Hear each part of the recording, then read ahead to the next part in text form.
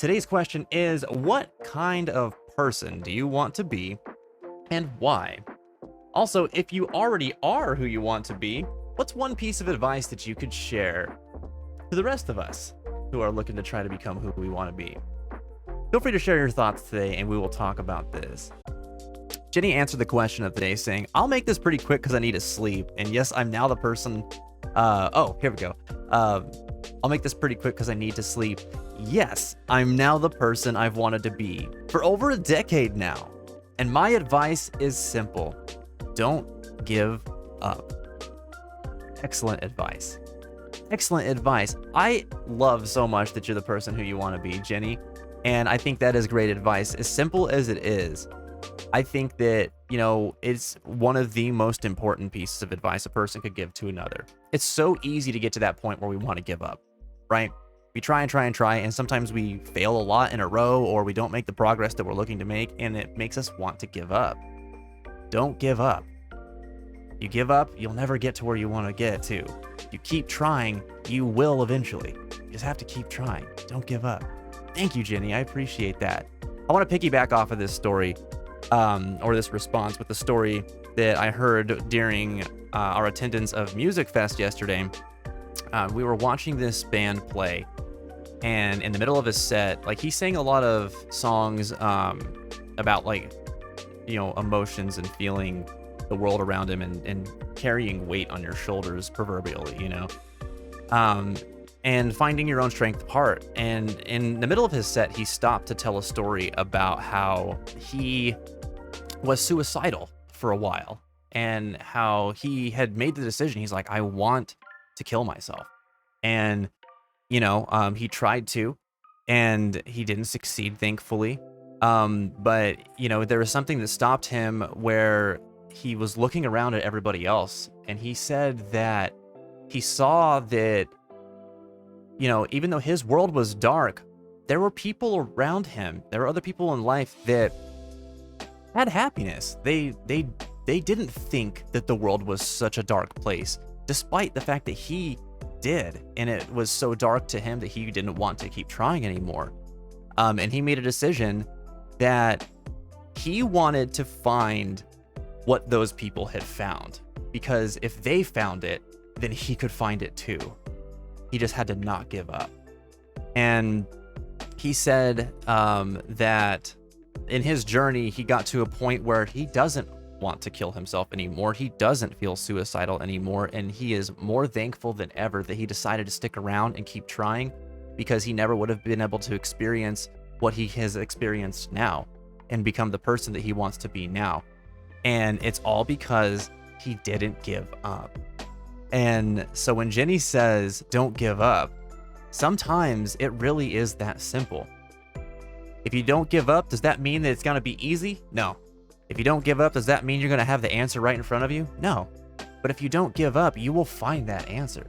Just keep trying, keep pushing forward, and trust that you're going to get to where you're trying to go. Just don't give up, guys. Reggie answered the question of the day earlier saying, to be honest, I'm not sure, but I think a lot about things at different points in my life and think, dang, was that really me? And compared to now, it's a night and day change. I don't think I'll personally ever be the me that I want to be, because I always feel that there's parts of me that could be better. I still think I tend to get really emotional and upset when people betray my trust and friendship, and I want to just learn to not get so heated. Reggie, thank you so much for sharing, man. And you have changed and grown a lot since I've known you, which is only a small fraction of your life. So I can definitely attest to what you're saying here. One thing I want to point out, and this is something I kind of alluded to earlier in the discussion, is that just because you think there's always going to be parts of you that you could make better and improve upon, that doesn't mean that you're not the person that you want to be, right?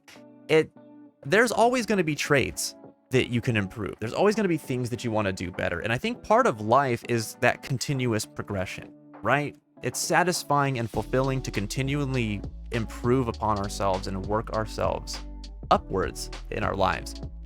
And I was trying to say that a little bit earlier whenever I was talking about how I am the kind of person that I want to be. And so if I could explain that a little bit, like, I would love to handle my depression better, right? I would love to not feel crippled by it at times. I would love to handle anxiety better. I would love to better be able to communicate what I'm feeling in the moment that I'm feeling it instead of having to wait until later, so that I can express to the people around me who care about me what's actually going on right now. I would love to be able to do those things and several other things and better. But I am not dissatisfied with who I am, because the character that I have and the person that I'm trying to be is a person who I feel like I am being. I am that person. I am a person who is trying to give back to my community in a way. I am the person who is trying to give other people a voice. I am the person who cares about how people feel. And I am the person who does his best at whatever he's trying to do. Like I'm those things. And does that mean that I am flawless? Absolutely not. But I am, like, if I think about the type of person that I want to see when I look in the mirror, it's not about how proficient I am at things so much as it is about, am I on the path that I want to be on? Am I going towards the things that I think are important in life and that I think are important for me to pursue? And what that says about me. If those are things that I'm like, yes, I like that, then I am the person that I want to be. And I take this with a grain of salt, because everybody has a different perception and feeling of who they are. And there's different criteria, I think, that come into play when you answer the question, am I who I want to be? My criteria might not be your criteria, is basically what I'm saying. But I am also saying that you can have things that you want to work on and want to improve on and still be the person that you want to be. Those things aren't mutually exclusive. Reggie had continued on the question of the day response, saying, to be honest, I am the person I want to be, because at least I can see where as a person I struggle at, and I can realize this is a part of me that's struggling. And I have matured enough to a point where I am proud of it, because if I was still as immature as I was when we had our fight, I don't think I would have grown past my petty anger and feeling like I was in the right. So, those of you guys who don't know, this comes up every once in a while, but Reggie and I had an, I don't know if I want to call it a fight or altercation, but we did have, a conflict. Both of us were able to grow through it and learn from each other, because I think that both of us were expressing what our truth was at that time, at that period in our journey. And the fact that we didn't stop there is very important, because those things happen to all of us at points in our lives. Like, anytime I have a conflict with somebody, I'm like, it feels bad, like you don't want to have those kinds of interactions with people. But we forget that there's such an opportunity for growth whenever we have conflicts. So, for instance, sometimes Jen and I will have an argument about something. It doesn't happen often, but every once in a while it does.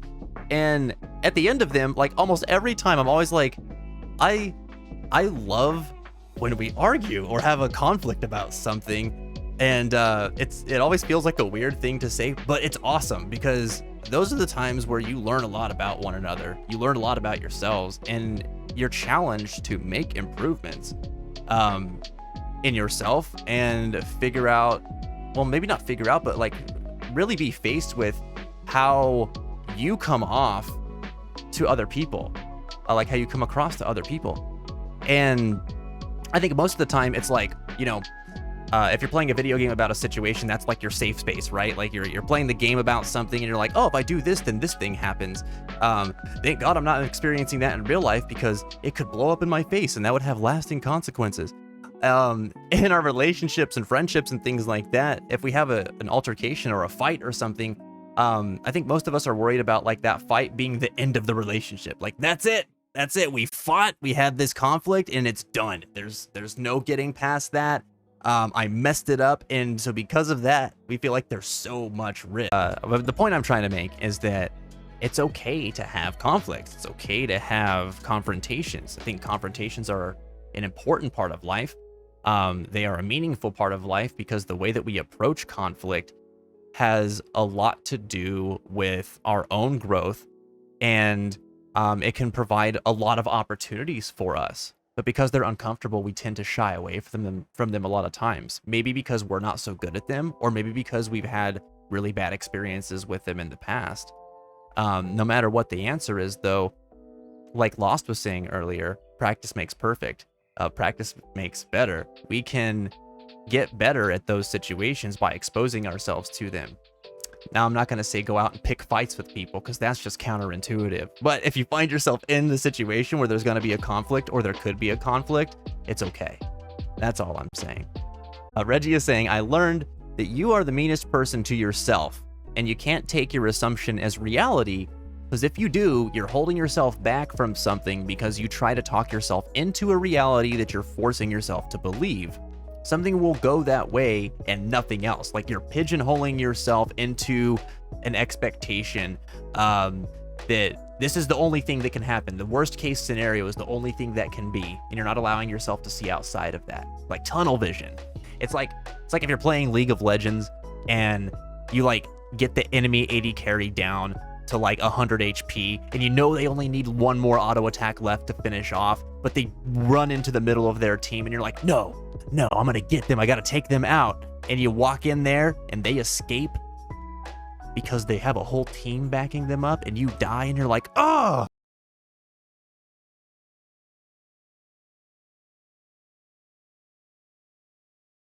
Don't tower dive your emotions. No, that's awesome, though. That is a really valuable lesson to learn. You know, we are our worst enemies, right? It's really easy for us to shoot our own selves in the foot and to be the most critical of ourselves. And sometimes it's hard to think outside of our initial interpretation of something, or a powerful assumption or fear that we have.